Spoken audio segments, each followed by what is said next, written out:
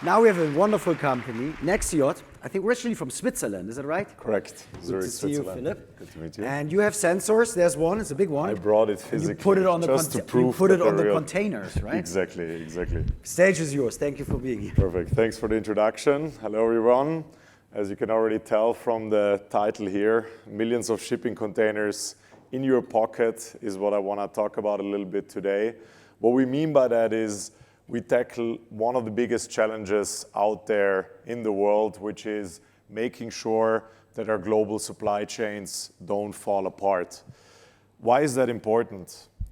Well, first of all, I think you all maybe not fondly remember the days not too long ago during COVID when not just our personal lives were disrupted, but we also realized how fragile the global supply chains actually are.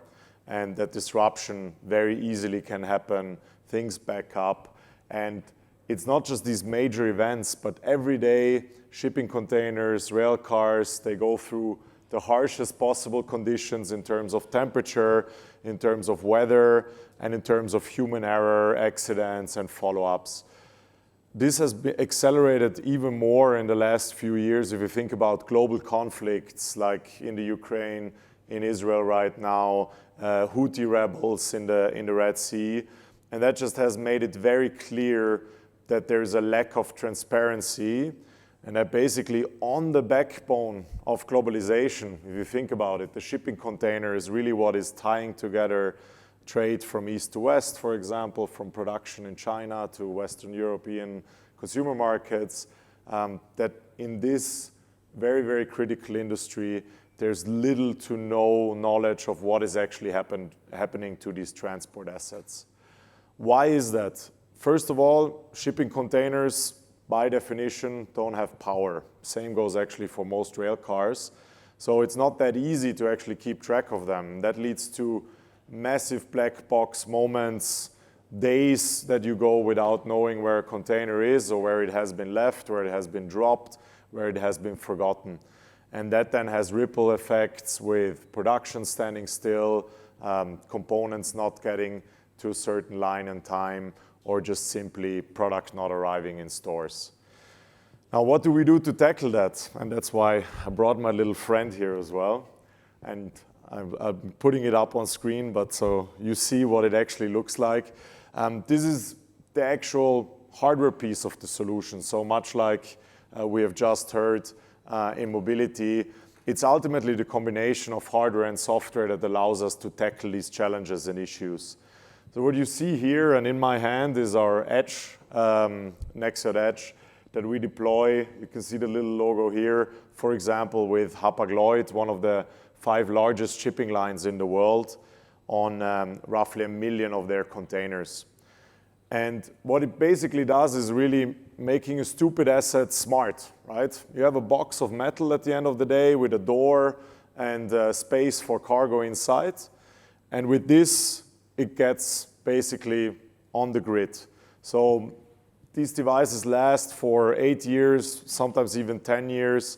And they basically come with their own energy harvesting solution. So you have a solar panel, as you can tell. You have a battery inside. It can basically run for the entire lifetime of a container, which is roughly 6 to 8 years. And with this, you can basically, first of all, understand where is it? So location, that's what it all starts with.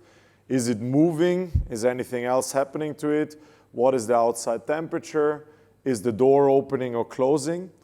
And with that information, plus context around that, what country am I in, what geofence, what port, what harbor, you can then build services out of that and basically both make the operations of the big shipping lines, the big logistic companies better, but at the same time also provide more transparency to clients everywhere around the world.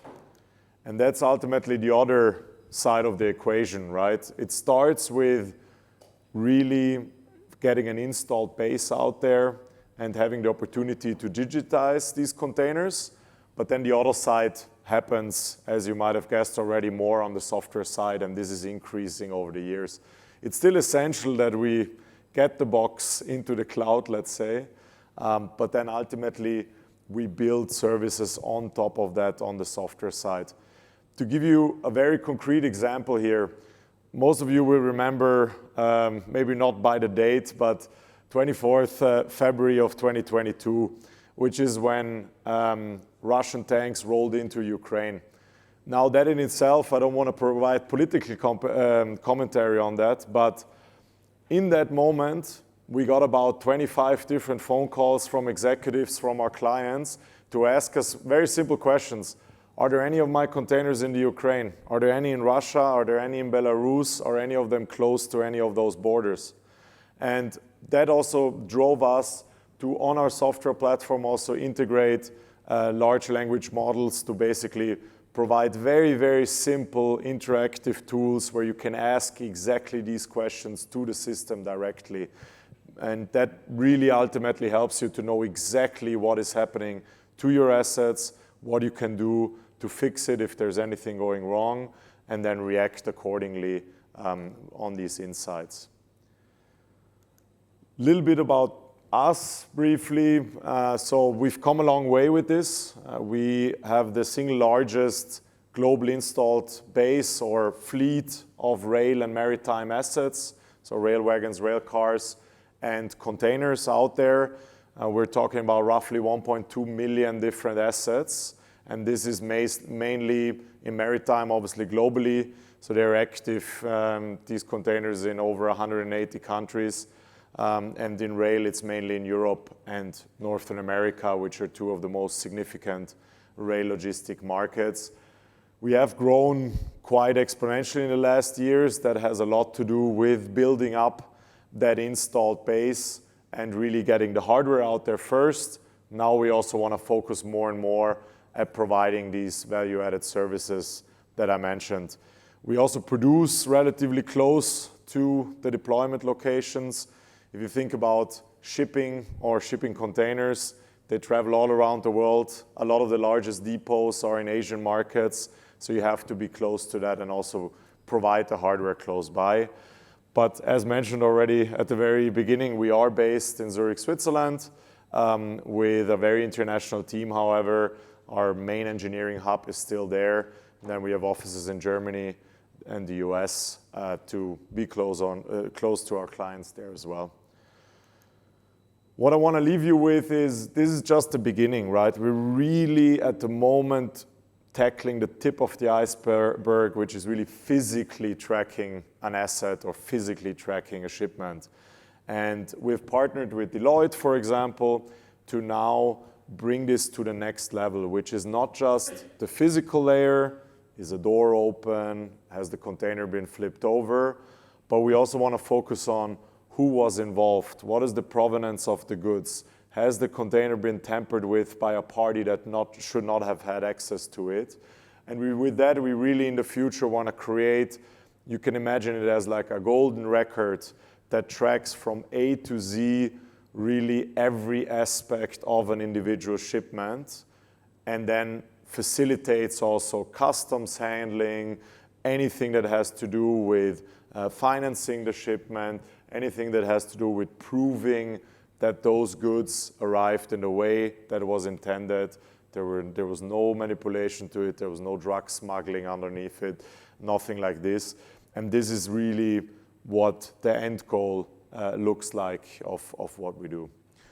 So with that, I'll leave you my details. Reach out if you want to know more. And thank you very much for your attention. Thank you.